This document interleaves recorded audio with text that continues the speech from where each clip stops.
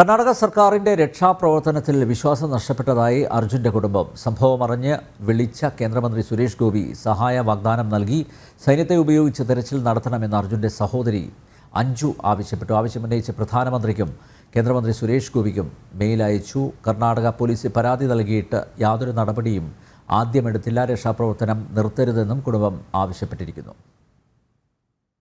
Suresh Gopi sir വിളിച്ചപ്പോൾ sir നമുക്ക് Indian മിലിറ്ററിയിലാണ് belief ഉള്ളത്, അത് അവരുടെ ഒരു ഇടപെടൽ വരുത്തണം എന്ന് പറഞ്ഞപ്പോൾ സാറ് പറഞ്ഞ നേവിയും എയർഫോഴ്സും ഒക്കെ ഉണ്ട്. നമ്മൾ പറഞ്ഞ നേവി ഉണ്ടായിട്ട് കാര്യമില്ല. പിന്നെ സാറ് അവരേതായാലും പോയി നോക്കട്ടെ, അവിടെ എന്തിൻ്റെ ആവശ്യമാണ് നോക്കട്ടെ എന്ന് പറഞ്ഞിട്ടുണ്ട്.